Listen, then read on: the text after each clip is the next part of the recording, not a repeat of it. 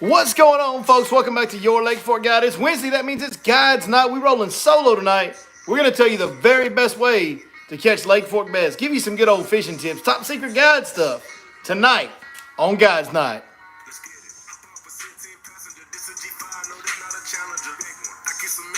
Come on, let's get it.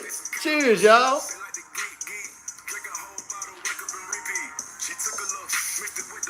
You know we gotta get some tunes going to get the mood set.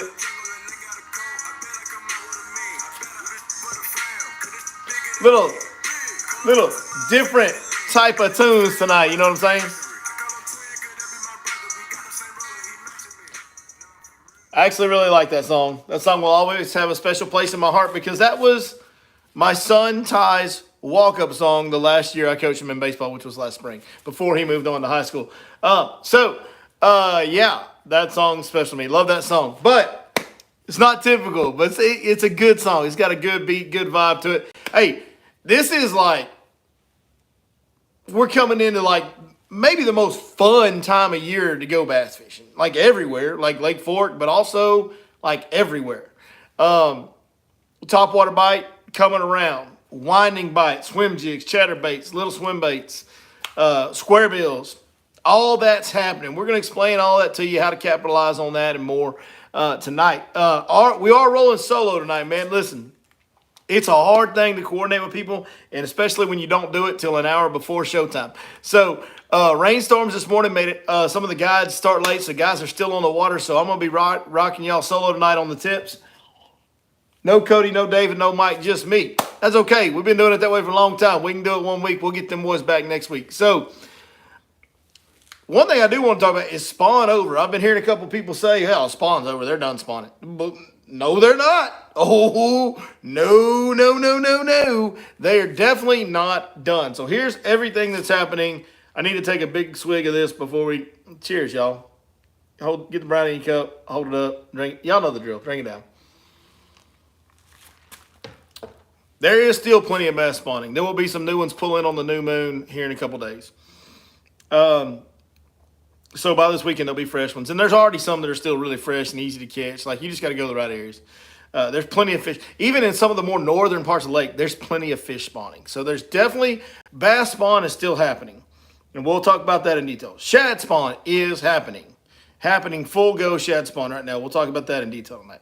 Bluegill spawn is not like a little bit. I've seen one bluegill bed so far. Like, it's trying to get going. They're up where they're supposed to be. So any day now, you can start seeing more and more bluegill beds around. So bluegill spawn is about to happen. And post-spawn fish. Now, I'm not talking about deep offshore stuff. Somebody may be able to find some of that, but post-spawn, there's plenty of post-spawn bass. What there's not a whole bunch of anymore is pre-spawners. Now, we're just about out of pre-spawners. There's still some. Don't get me wrong, there is still some. But there's not a lot. Not something where everybody can go target pre-spawn bass. So that's not really happening anymore. So you can find an isolated deal, but that's about it. So let's go through in order.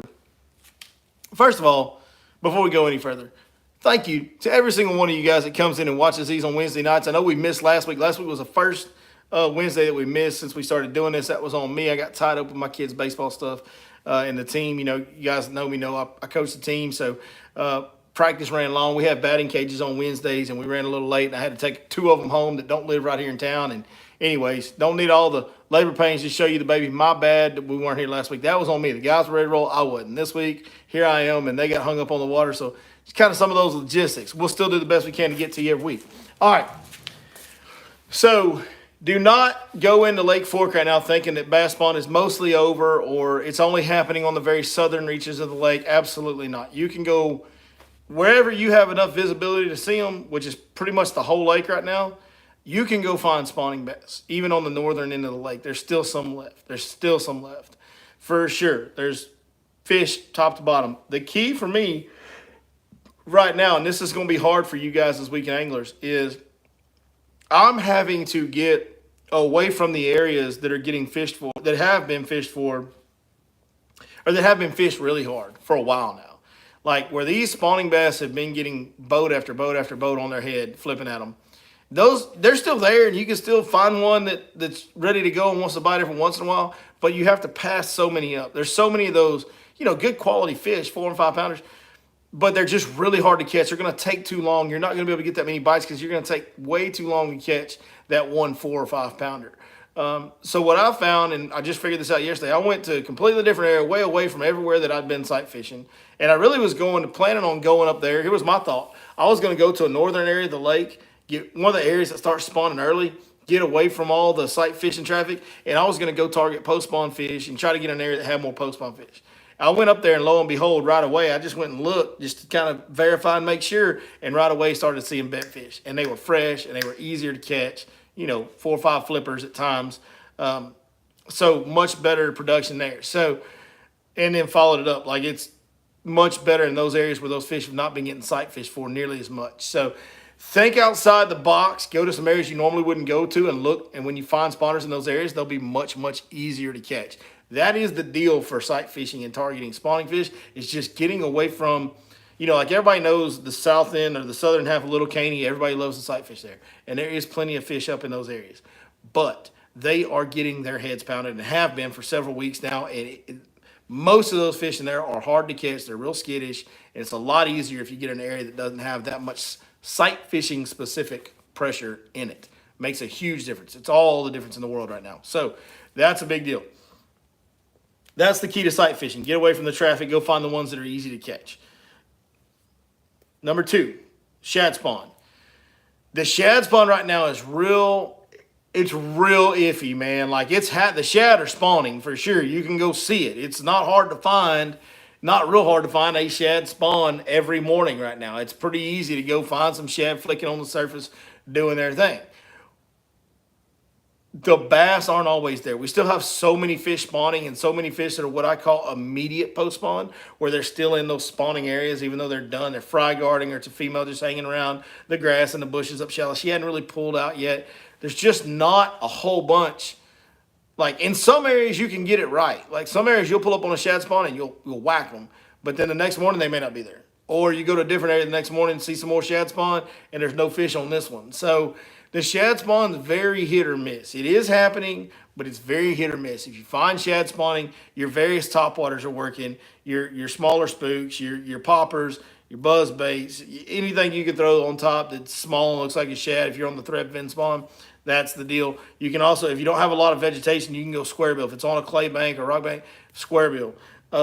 If always a small swim bait works great around a thread fin shad spawn.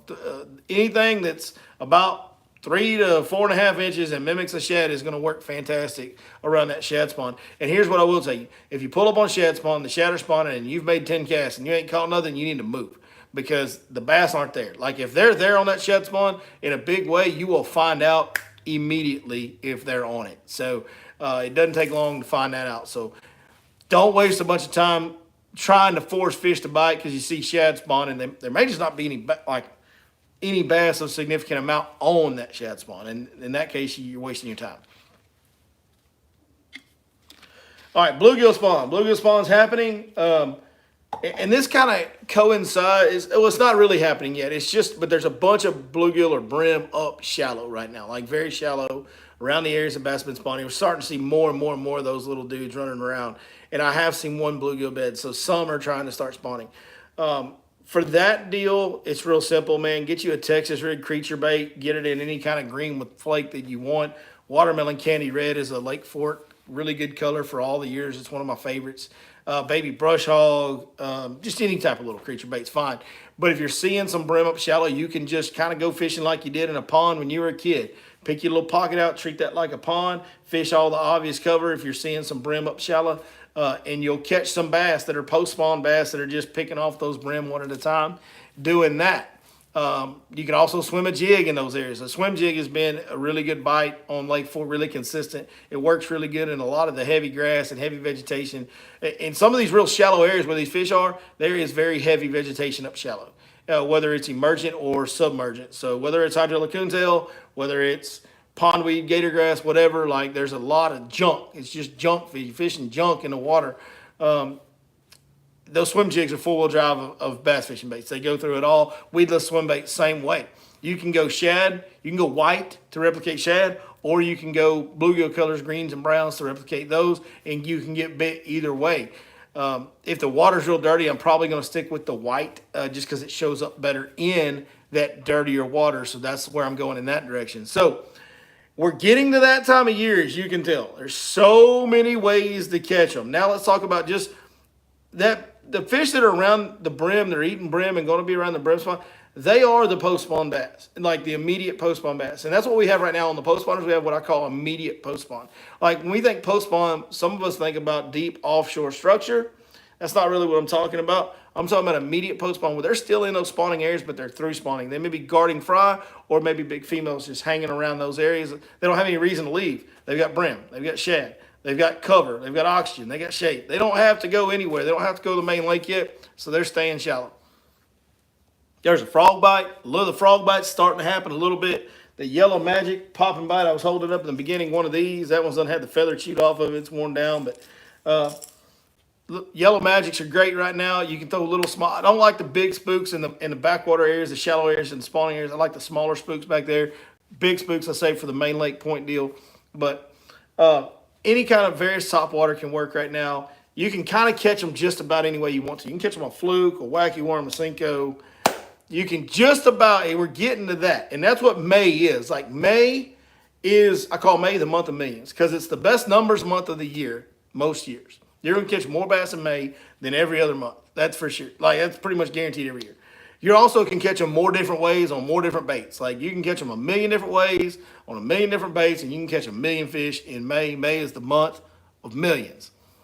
So you can kind of fish how you want to. The one thing we don't really have happening yet is the deep offshore structure. That will come around in May. Like everything up shallow is open right now. You can go do what you want. So for me to be a guy that comes on here and tells you how to catch them or whatever, man, it's hard for me to do shows this time of year and give you guys real good advice because you can literally do whatever you want to and catch a bass right now.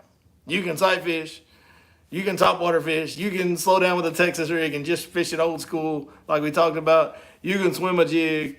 You know, you can do whatever you want to right now. Just the cover that's in front of you, pick baits that are fishing in that cover. Square bills, if you don't have a lot of vegetation in some area, square bills can work really good right now. So it's wide open.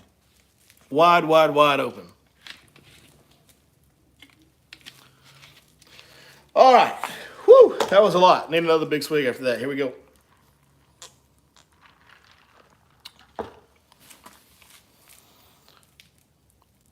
What is the best time to be out for shad spawn? Right now, first thing in the morning. Shad spawn's happening big time right now, and it happens in the first hour of the morning usually. And then it's kind of done. Some of that like grass-related shad spawn will linger on and kind of pop on and off throughout the day a little bit. But for the most part, the shad spawn happens early in the day. What in the heck? Got a big old sore spot on my knee. I don't even know how it happened. Y'all ever get so old you just get sores and bumps and bruises and scrapes and you're like, oh, I don't even remember that happening. That's an interesting idea. Bluegill color skirt with a bone white swim bait for a trailer. It might be pretty good. A lot of times doing something a little different on fork's a good thing. How many of you guys have gone and bought pink baits? That's what I want to know. Tony Murar says his son and him are going to fish their first bass tournament on Douglas Lake, Tennessee, casting for kids. Any tips?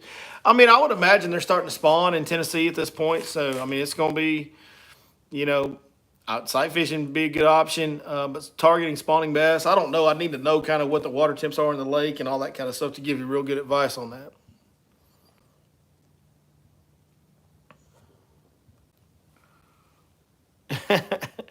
First one says, I'll leave that to Lee. Yeah, I asked how many people bought pink baits. Dustin says, I'll leave that to Lee. Yeah, he got that. He had that pink deal going on Ray Roberts, that's for sure. It's been a craze. Berkeley Hippo. Bobby Mason says, last week he caught 2 bass 20 inches on a green and white Berkeley Hippo. I don't even know what a Berkeley Hippo is. That's weird. I don't know. That's a weird name for a bait. I'm assuming it's a big fat round bait of some kind, but probably built a lot like me, you know what I'm saying? But I don't know what a Berkeley Hippo is.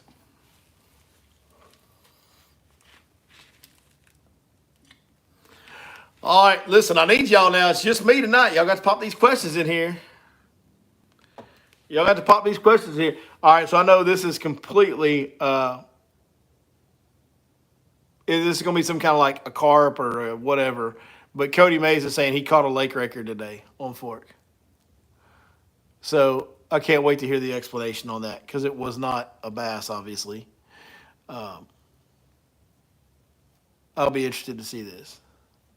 I'm getting a text picture. Cody, I'm on my phone tonight because I'm solo, so I cannot look at text. You're just going to have to tell me. He said, just see your picture. Yeah, Cody, I can't see the picture. I'm on a live, buddy. Doesn't work like that when I'm on the phone, unfortunately. Mazes always got, man, it's always, here we go. Armadillo. You caught an armadillo on the lake. See, you need to be joining us. We need this story. Apparently, it's Middle Lake, so I'm going to assume this armadillo was swimming, and Maze probably walked over there and or boated over there and scooped it up and took it to the bank. We caught an armadillo on Lake Fork. That is a first. I've never heard of anybody catching an armadillo while they're bass fishing. That's very interesting.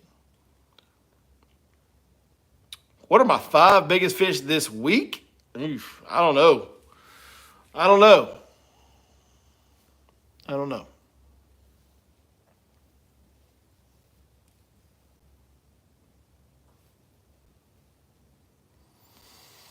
We haven't had any real great big ones this week yet. I don't know, like 7, 8. Yeah, probably all between 6 and 8 pounds. So, but it's been a good year for big ones. It's been a good year for big ones. I've been keeping it kind of quiet. I think I'm going to keep keeping it quiet for a little while longer. I may unfold it here in the near future, but Cody knows, and some other guide buddies know, some of my real close buddies know. But we've had a really good year for big fish. We've caught some giants. We've caught some giants. Some of them I haven't even posted pictures of. So I posted pictures of one recently, but I didn't say how big it was. But it was one of those special ones. So here's the deal. I'm gonna tell you, I have adopted I'm on I'm on these live streams, but I used to be on camera on the lake every week. You guys know what we used to do around here. I have enjoyed thoroughly being left alone at Lake Fork.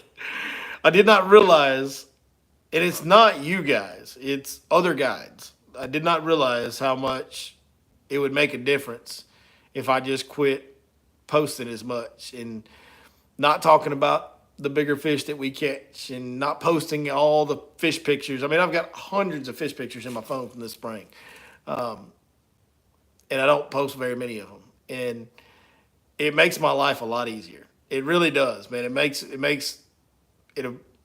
takes a lot of negativity out of my life, and I'm thoroughly enjoying that. I try to launch at not real popular boat ramps, and I just launch my boat, go fishing. I get back, load my boat up, and I go home.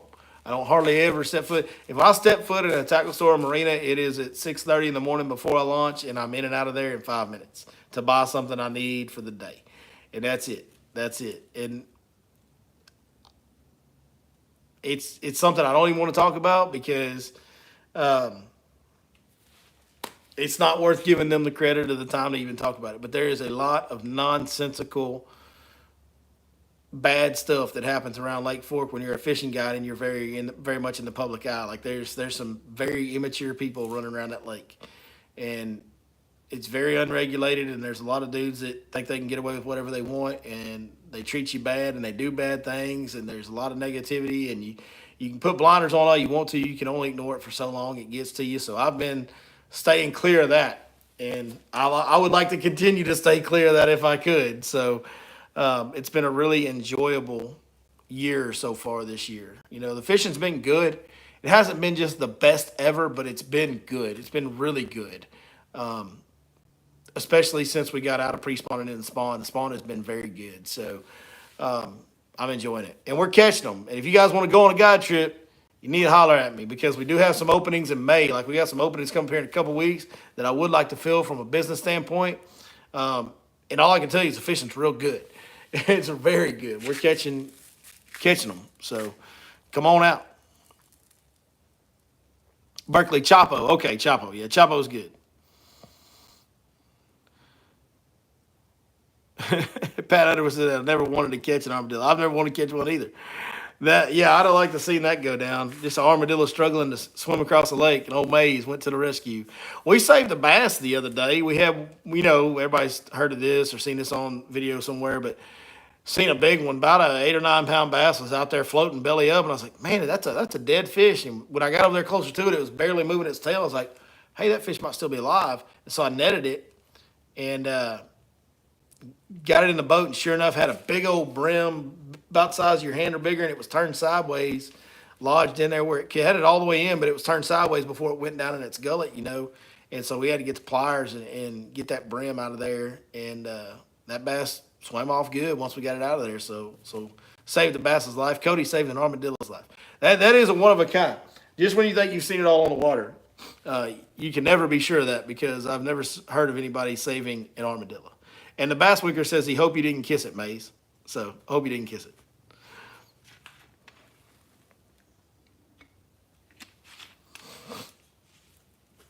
I'll tell you that Elite Series is going to be interesting when they get here, because they're going to be able to catch them just about any way they want to. Like it'll probably get won by somebody looking at the screen, I'm sure. But there's going to be a couple guys that do pretty good, just junk fishing, throwing a frog and a swim jig and flipping and just old school shallow water fishing. Somebody's going to do good in this tournament. On fork, somebody's going to have a good enough shallow water junk fishing bite that they're going to do well and finish good and catch a lot of weight just fishing like we all used to.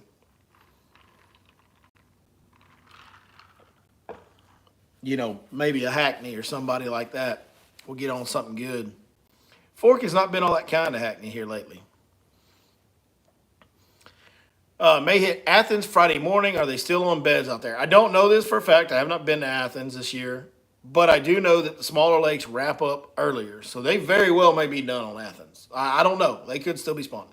But it is very possible that they are completely done on Athens. The small lakes do wrap up significantly faster on the spawn than the big lakes. So, yeah, that's I would think, they might still be spawning, but you probably on Athens would be better off doing a lot of what we were just talking about. That shallow, grassy, swim jig, swim bait, chatterbait, frog, various top waters. Like I would, May or late April, May, early May on Athens, you should be able to catch a bunch of fish just fishing.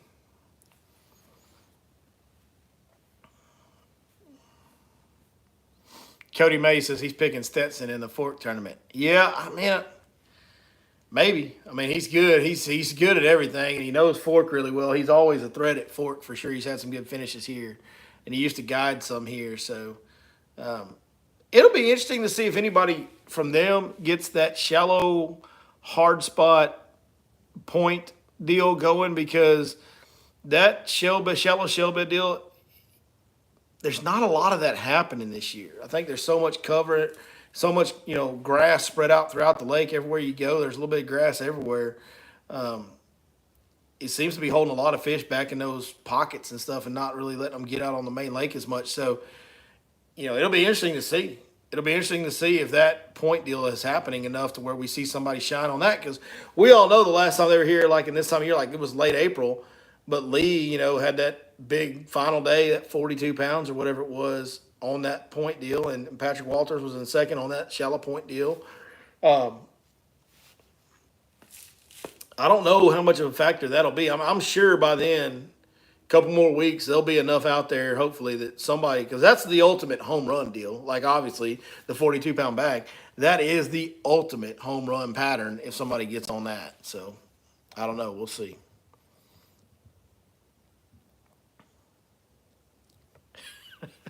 Spencer Smith brings up a good point.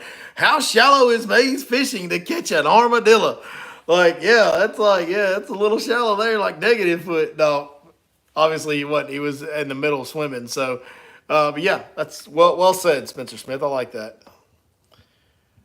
What's your opinion on older guys winning tournaments in the MPFL? Well, look, they do have an experience advantage on these younger guys when you don't have live sonar. Like, these guys have been around these other lakes. And what's funny to me is all this talk about information, like all this talk about enforcing the information rule was geared towards the younger guys. Like, everybody was griping last year about the younger guys that just came in from the opens and they were getting information when they shouldn't and cheating and this and that.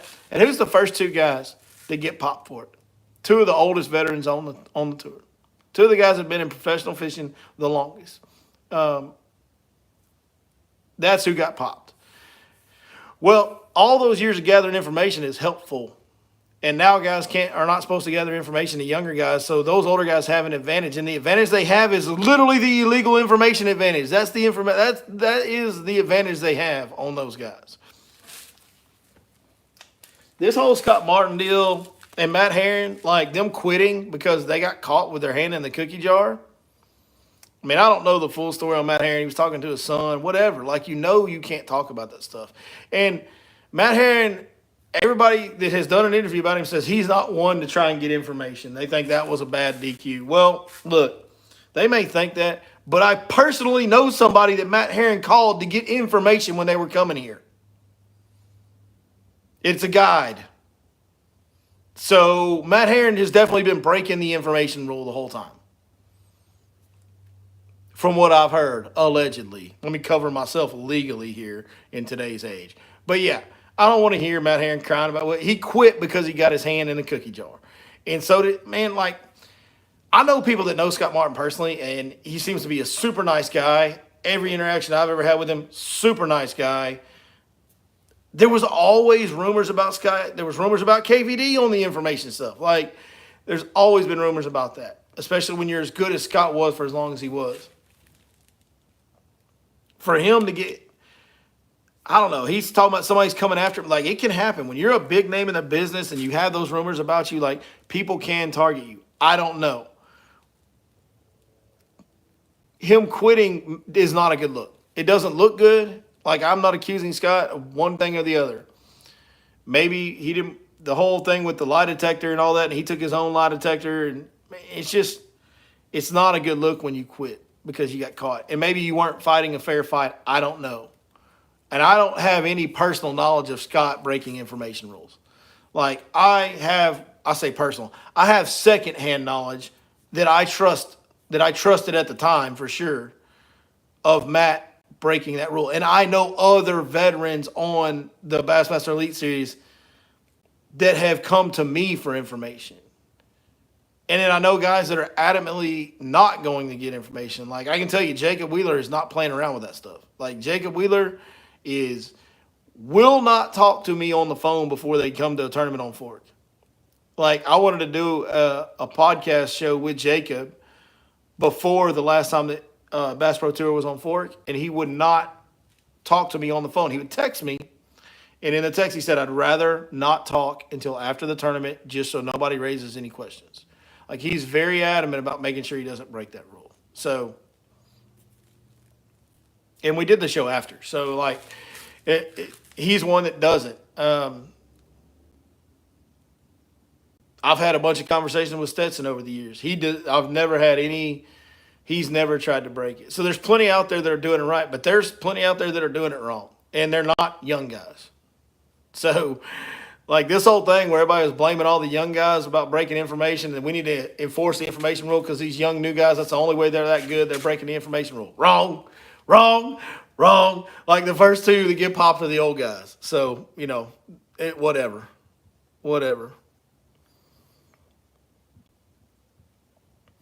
How many century belts this year? The fish will weigh less because we're later in the year.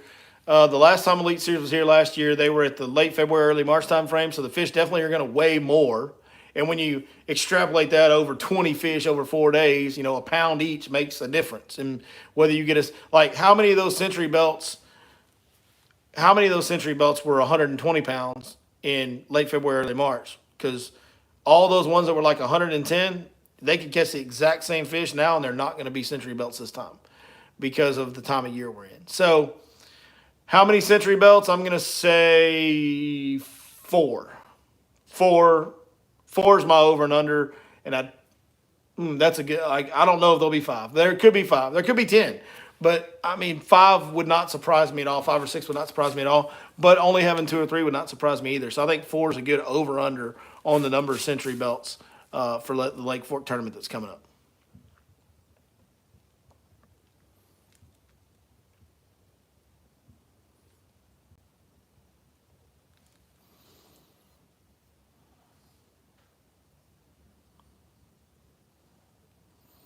Michael Salinas asking if we're putting on our tournament this summer.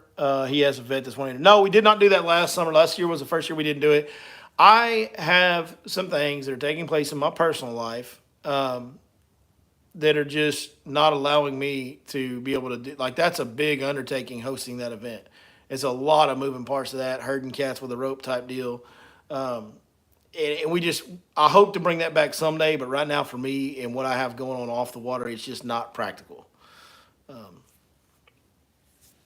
Does winning by 45 pounds raise suspicion?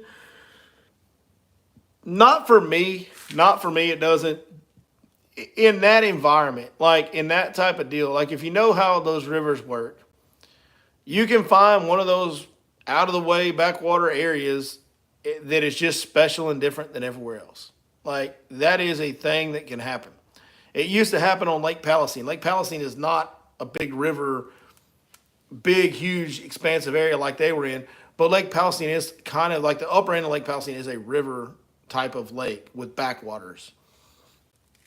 And everybody knows some of those backwater areas. Now, it's all common knowledge now. Back in the day, it really wasn't. Like, there were some little corners in Kickapoo where you can go catch 35 pounds and somebody on any other part of the lake would struggle to catch about 15 to 18. Same thing, Cades Lake over there on the river where the Natchez comes in. Like, Cades Lake's had its moments. But it's just a little backwater out of the way area where it would kick out the 30-plus pound bags when everywhere else was 15. So those type of fisheries can do that. You get one backwater area that's got healthier water, more bait, it's got better grass, cleaner water, more oxygen content, whatever it may be, that those fish are just growing bigger and healthier for a few years in that area. And if you're in a big, expansive one like that, if you're the one guy to find that and key in on the sweet spot on it before anybody else, then yeah, you can open up a huge lead and run away with the tournament for sure. Are there still 18-pound bass swimming in Lake Fork?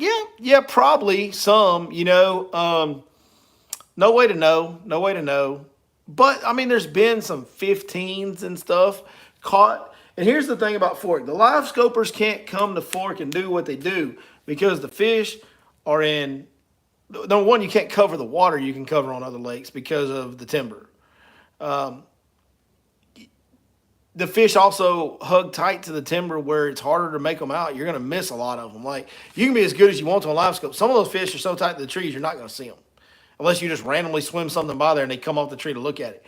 Well, a lot of the biggest fish are just going to stay tight to that timber and not ever move when your boat's there or anything. They're not scared of nothing.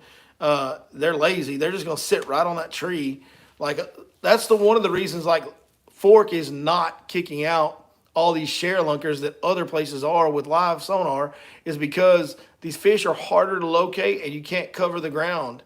Like all these West Texas lakes where it's pretty much open water, every tree out there is 10 foot tall at the most. And it's pretty much open water. You can clearly see these fish in the water column. It's a lot easier to hunt them down in an environment like that on live sonar than it is in a flooded forest, which is East Texas. That's why none of the East Texas lakes are like, there's a few small ones where guys pop some big ones on, but none of them are like what they're doing in West Texas. And it's because the environment is not as conducive for that live sonar fishing. You just can't do it as good and as consistent.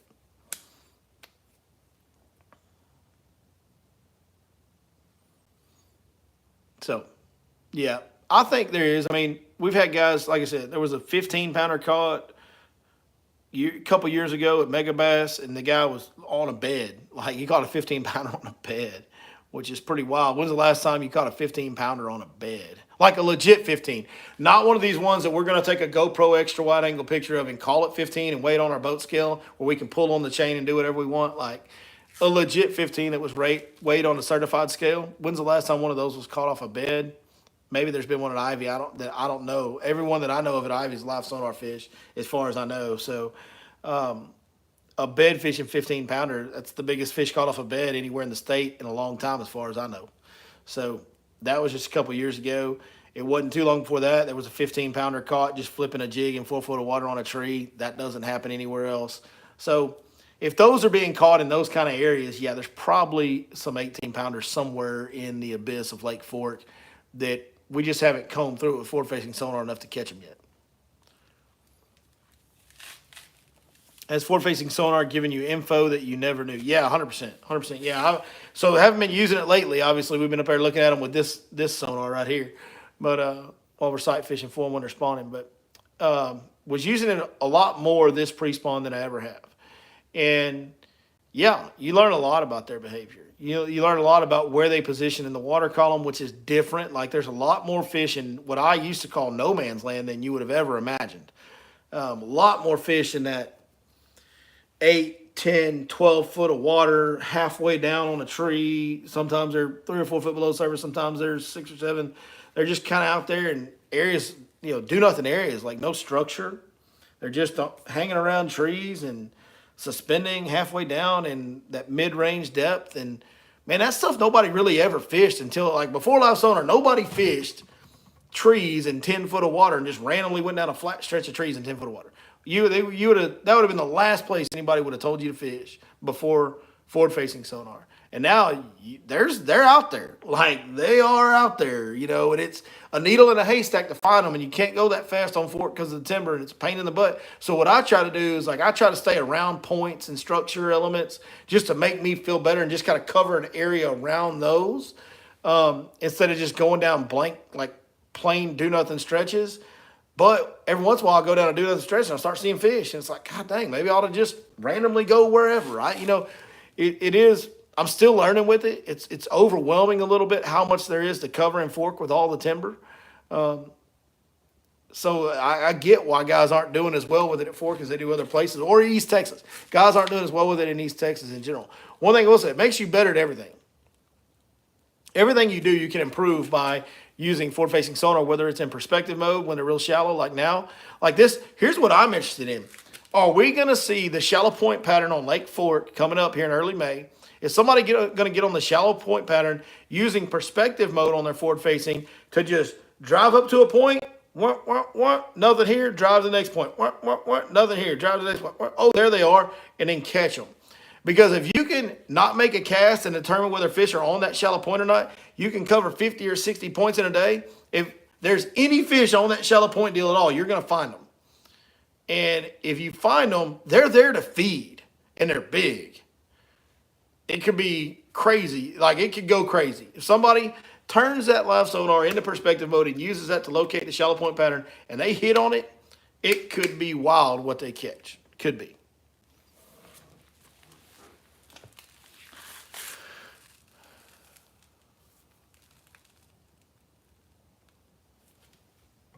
Liberal tears. 10 seconds of liberal tears.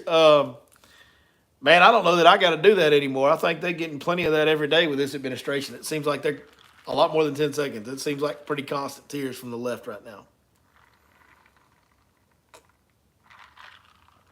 So, who else has got questions? Y'all keep asking them. We'll keep rolling. Yeah, Donald Trump's your president. There's your 10 seconds of liberal tears.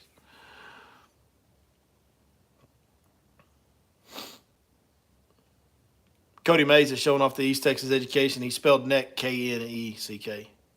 Talking about how live sonar kills your neck. Kraken said it saves your shoulder and rotator cuff. Then Cody said, yeah, but it kills your neck. Yeah, I can tell you right now, invest in neck surgeries, because neck surgeons, because they're going to be making a lot of money off fishermen in the next 20 years. That's for sure. We're all staring now with their neck bowed up.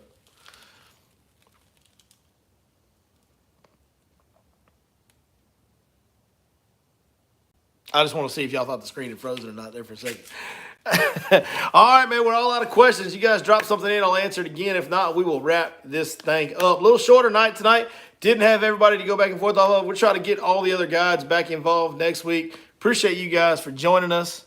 As always, cheers, y'all. Stuff tastes pretty good, I'm not going to lie. That is delightful. Refreshing, as they say.